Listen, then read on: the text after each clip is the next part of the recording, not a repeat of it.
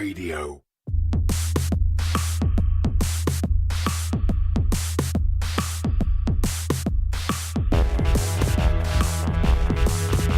Hello and welcome to Crypto Current, the only podcast to bring you beginner and advanced knowledge of cryptocurrency and blockchain, analyses of cryptocurrency markets, and discussions on growing a business within the crypto space. Stay tuned and stay crypto current.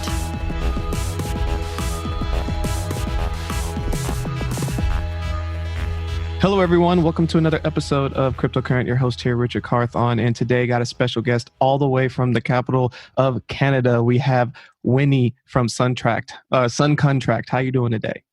I'm good. How are you? Oh, I'm doing so well. Really excited to learn a little bit more about SunContract and all the amazing things that y'all have been up to. But first, I would like to learn a little bit about you. Can you tell us all a little bit about yourself and give us some background? You know, I actually really don't like talking about myself, but for you, Richard, today I'll make an exception. So, thank you. I'm CMO of SunContract. And basically what we do, or rather what I do, is I oversee the global management of the brand. So my team and I, we work towards creating consumer awareness and driving customer preference for SunContract Marketplace through all of our different channels.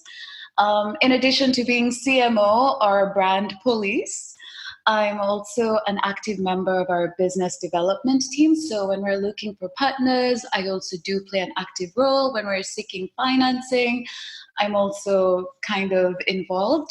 But CMO marketing is my main gig, I guess, with SunContract.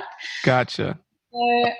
As far as my background is concerned, I come from like an economics background, but I've always had an interest in technology, environment, sustainable development. So I find that SunContract has been such a wonderful intersection of all of these. And with energy sector as an added interest now. So right now I'm in energy, but before that, because I'm in marketing, with marketing, Right. You don't do one industry. You go where your services are needed, right? Exactly.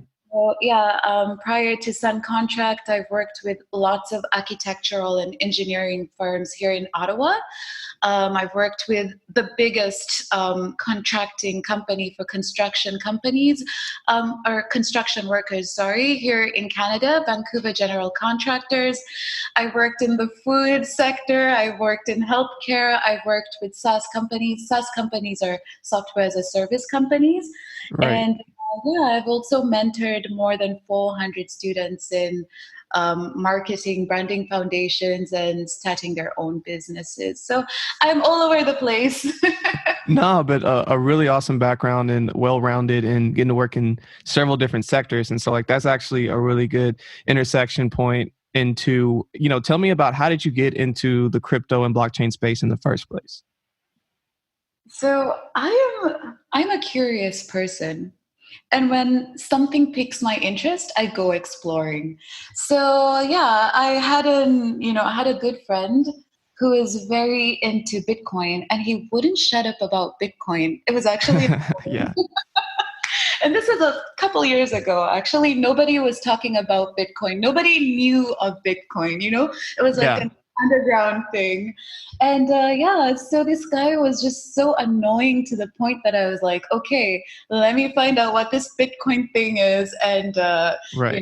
Real quick, give me a timeline. What year is this? This is like 2010, 2011. So super early. Oh my gosh. Wow. Okay. Go on. Yeah. I looked up. Yeah. So anyways, I did my research into Bitcoin. And then over the years, I've been doing my research into blockchain as well. And I have such a huge interest in this. And I'm in different projects. So actually how I joined SunContract was I contributed. I was like an investor. I don't want to call myself an investor because it's not a security. So it's not really, I'm not an investor, but I was backing the project financially. There you go. Yeah, and I'm in a bunch of different projects since my annoying friend introduced Bitcoin to me. So that's how I got into crypto and blockchain, just curiosity, and then I realized that, hey, this stuff has a lot of potential to change the world as we know it, and I've just stuck around since. Yeah, and again, that's super awesome that you're able to get into it so soon, and that your friend was pestering about you and or pestering you about it, and like just open your eyes to the opportunities, and then from there you found the insertion point, which is SunContract. So, can you tell us a little bit more about what is SunContract? How did the concept get created, and what are y'all working on right now? Okay. Before I tell you about SunContract, I want to just give you like a background of the energy sector as it is prior. Absolutely. Yeah. Right now, the energy sector or the electricity, the global electricity market, it's estimated to be worth about $2 trillion. And this $2 trillion is in the hands of a select few monopolies, oligopolies, whatever you want to call them. Yeah. And people, they're the ones who control the dynamics of the energy market. And their emphasis is on, higher energy production levels in order to, they want to make money, right? To maximize profits. So as a result, at SunContract, we felt like the energy customer has been silenced, and they don't get to have a say. They're restricted to subscribing to energy services, but they don't get to say where their energy comes from. They don't get to define the price they're willing to pay for their electricity. And when you look at consumer behavior today, it's actually pretty interesting. For me, consumer behavior is my favorite thing. Like, I run campaigns as a hobby just to see consumer behavior. And you'll notice that consumers today, they want to make decisions. They want to have a say in the products that they consume. They want to have a say in the services that are provided to them. When you think of Airbnb doesn't have, they don't own any housing, but they've created an avenue for consumers to be able to make the decision as to who they want to, who they want to accommodate them. When you look at Uber, it's the same thing, right? And we've really moved from a society where there's a few big dogs who are providing the services or the goods.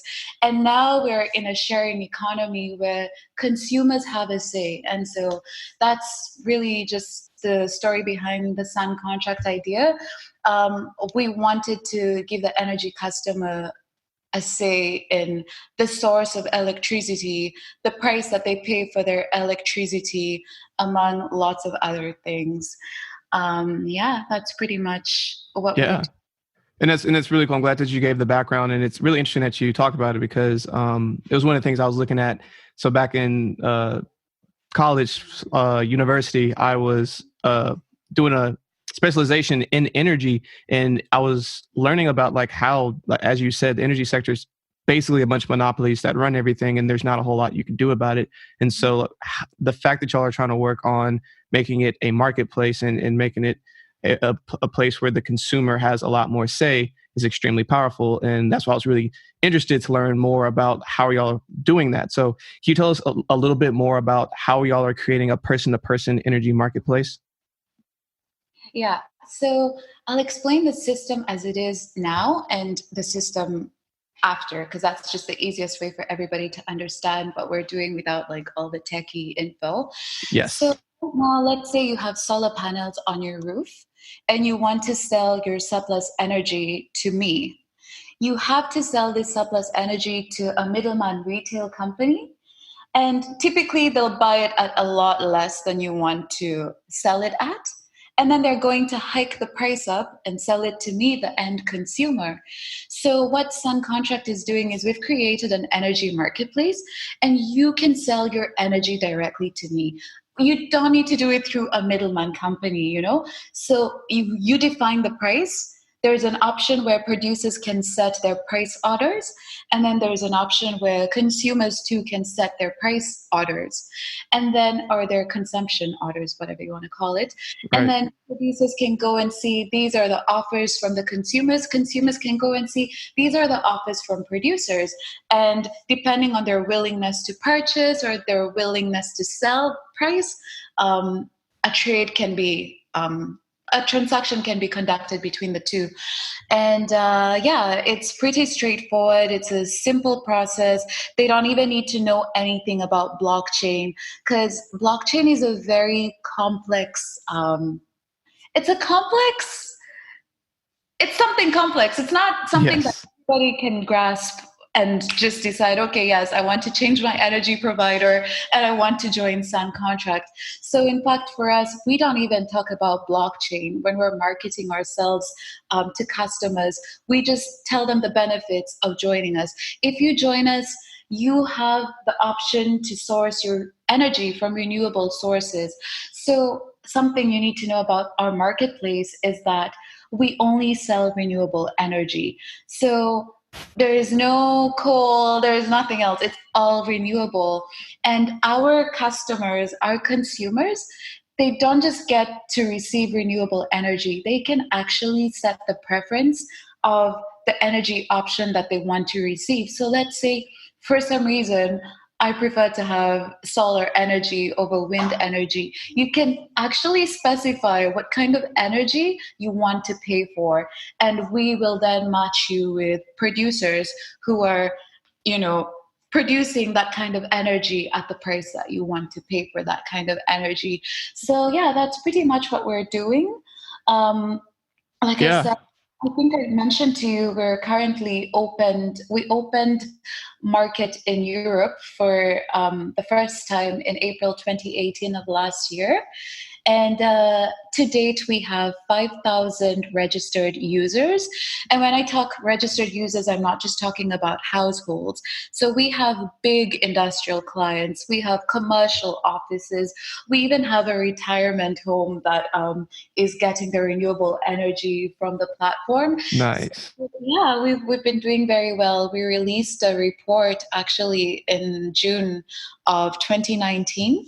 And between April to end of December of last year, we made about, I have to do the conversions, but we grossed about, I don't know in USD or Canadian, but it was in euros, it was about $1 million.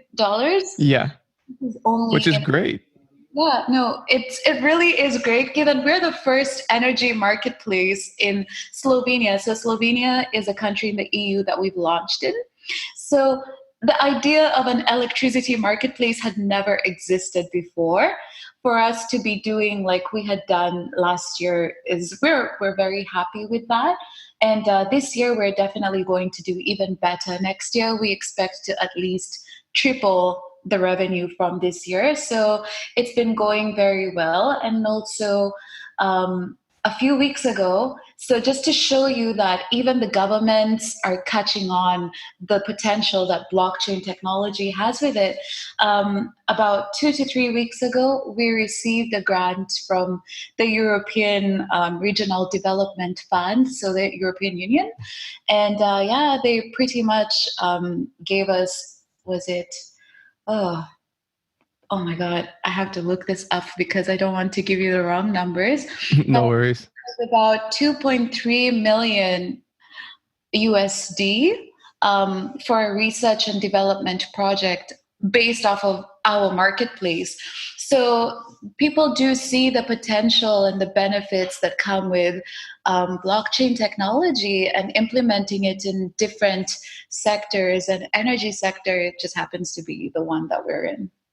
Yeah, well, congratulations to all of the early success, and I mean, being able to grow what you have and enter this new marketplace and kind of setting the standard for the new person-to-person marketplace for energy. It's really unique. It's really niche. It's needed. It's necessary. So I'm glad to hear that it's progressing. I'm glad to hear that it's getting adoption and that it's working. So I really appreciate you just letting us know about that and giving people insight into how y'all are being able to revolutionize this particular sector. I'm happy to. Always happy to share the word. Absolutely. So I know that you said that you are backing a bunch of different projects that are going on. So if you don't mind, can you let me know what are some other either crypto or blockchain projects that have you excited right now? I don't like to talk about other projects because I feel like I'm taking the spotlight from SunContract, but I guess I will. Thanks. So this is not financial advice, which is part Right. of the reason why I don't like to talk about other projects that I'm in. But a few projects that I personally have a vested interest in are Cardano. I don't know if you must have heard of Cardano. Absolutely. Okay, yeah. So Cardano is a very interesting project to me, not just because of what they're doing with like creating this whole new blockchain that has this whole other level of protocols that no one else has, but just the background story of the founder of Cardano. You know, he was like part of the Ethereum team, and then there's a story behind it. I don't want to get into the details. All good. Went on and branched out and did his own thing, like his own project. And in a very short span of time, Cardano and Ethereum a few months ago were really close to each other. I think they were at some point even maybe second and third place or something. So Cardano is a project that I'm really looking forward to. They've delayed a bit in their progress, but then I can understand being in this industry that, you know, sometimes you have a roadmap and you expect for things to happen within a given time frame, and that doesn't happen as you plan. But the expertise with the team is there, and I really have a lot of faith in the project and the team. Another project or cryptocurrency that I would say I am really interested in is a Huobi Pool Token. So there's Huobi Token, and then there's Huobi Pool Token. Okay. This is first I've heard of this one. Yeah. Tell me a little bit more about that. Yeah, Huobi Pool Token is very interesting because it's kind of like a mining token. But if you decide to just buy the token and hold the token, you actually, by holding the token, it's a form of mining. So I remember I bought quite a bit of Huobi token when it was stupid cheap. It still is stupid cheap. So I encourage anybody who's looking to get into any project to buy, number one, SunContract. There you go. Yes. Huobi Pool Token, because it's very cheap and you actually get rewarded on a daily basis. I'm gonna just go onto my Huobi and I'll let you know what tokens, because I noticed that, oh my God, all of a sudden I have an EOS balance, but I never really had ever bought EOS, so I was confused. And then I continued scrolling through my balances and I noticed, oh, I have a bunch of like different cryptocurrencies that I've never purchased before. And then I realized that, oh my God, I'm actually mining just by holding the Huobi token. They award you every day. So the more you hold, the more they award you, kind of deal. So yeah, Huobi is one of the other projects that I'm really interested in. Can you spell that real quick? Huobi. Huobi is actually it's an exchange, and they are a huge exchange. I'm going to let you know of their trading volume very shortly because we are listed on Huobi. Gotcha. No, this is very insightful. Appreciate it. Yeah, today their trading volume was 857 million in the last 24 hours. So they're a big exchange, and that's also part of why I like to back a project like Huobi. If you look at their other token, Huobi Token, they have steady growth. And so I only imagine that it will be the same for Huobi Pool Token because they have this huge exchange backing them and they wouldn't let it fail.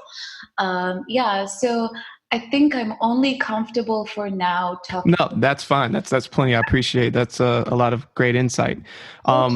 Another quick question I have for you is, with everything that's going on in the crypto and blockchain space, what are some things in the horizon you think in the next 6 months to 1 year that people should be looking out for?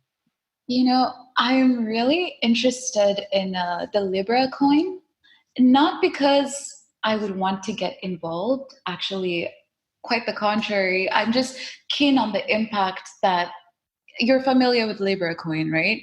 Absolutely. I'm just curious as to what implications that will have on the rest of the cryptocurrencies, because Facebook has a lot of data. I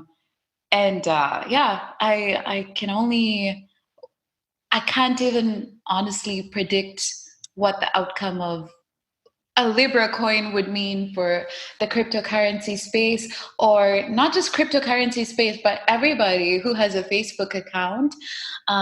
So yeah, that's definitely one of the things that I am looking into. Another thing is just regulations and cryptocurrencies.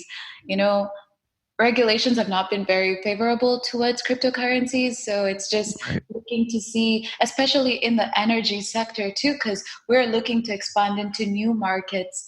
But it's not very easy. It's not very easy when, let's say, governments don't quite understand the benefits, or they have this stigma. There's this Right. when people hear cryptocurrencies, it's just I see it in their faces. Anytime I talk about cryptocurrencies, their face just, if you're not like a blockchain enthusiast, you don't get a good vibe from cryptocurrencies. So it's Right. just hoping to see that there'll be a change in sentiment, because let's face it, there are shit coins out there, and there are probably more shit coins than there are useful coins. But then there are useful cryptocurrencies that have working solutions or use cases, and that need open-minded governments and open-minded leaders to allow for legislations that make them implementable in different jurisdictions, I guess. So yeah, for me, it's mostly just I'm looking at regulations, and I'm keeping my eye out on Libra coin. Gotcha. No, those two big things to look out for. I think Libra Coin, in a lot of ways, is going to put a spotlight in the crypto space and make more people want to pay attention. Yeah. And the fact that as people learn about that, they're going to be more inclined to want to learn about, okay, what else is happening in the market? Because this is still very early. This is still, I would say, like first adopters and going into early adopter on the bell curve, if you will. And as far as regulation goes, I mean, it's getting to a point where it can't be ignored. There's just internationally, a lot of governments are trying to put things in place for how they're going to handle cryptos and blockchain technology, and trying to get ahead of it, because they all can see the writing on the wall that this is happening. Can't avoid it. Absolutely. And so wow, Winnie, you've dropped a lot of great knowledge and a lot of insight for us today. We really appreciate it. But I ask all of my guests who come on to leave a final thought with all of our listeners. So what is a final thought that you would like to leave today? Final thought. Oh,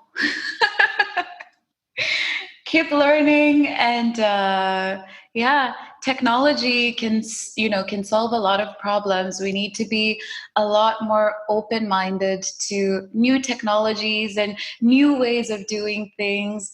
I feel like this isn't something I need to say to your audience, because your audience is already in blockchain, meaning they're already very open-minded.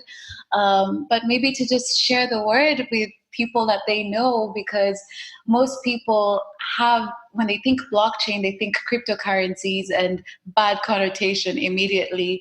So maybe to just, we should work towards informing the people in our lives. I do it every single day of my life, that, there's technology that could change the world as we know it. And yeah, I think that's all I have to say. I'm very optimistic of the benefits that come with blockchain, not just in the energy sector. Blockchain can be implemented even when it comes to governments, voting, to fight, corruption, irregularities in elections. The banking system could use blockchain technology. Every single sector can benefit from blockchain technology. We just need to get the word out there.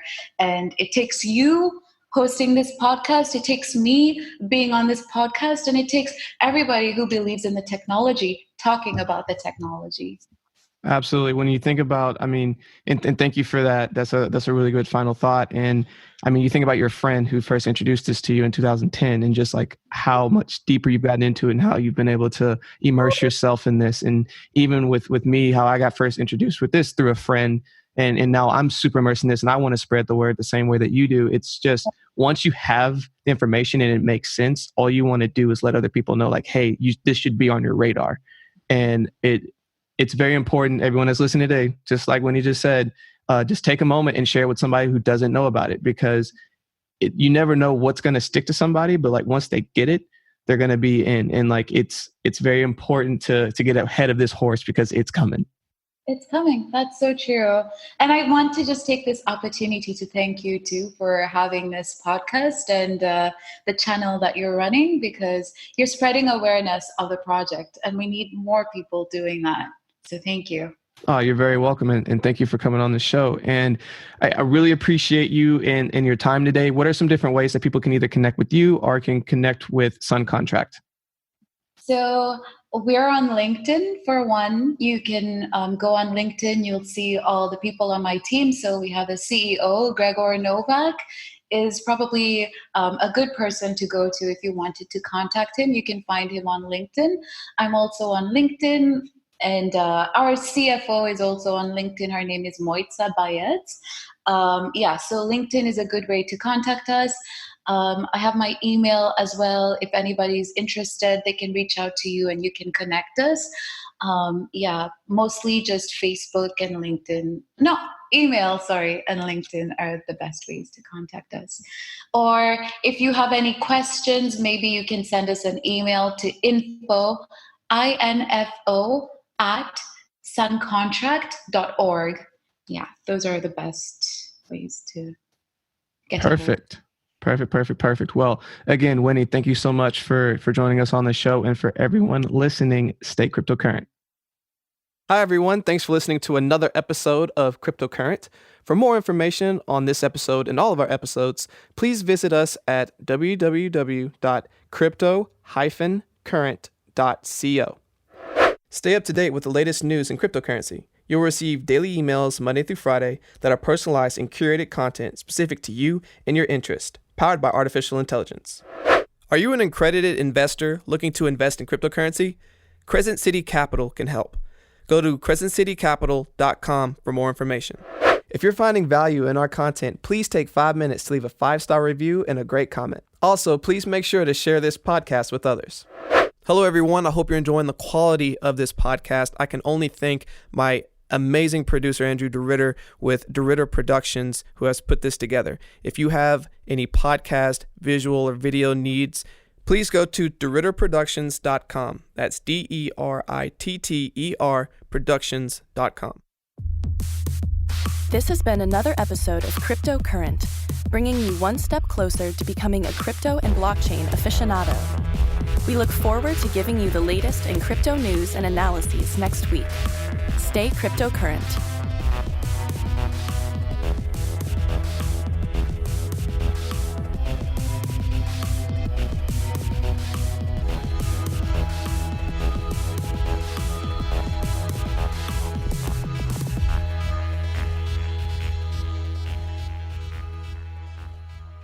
Please use available exits now.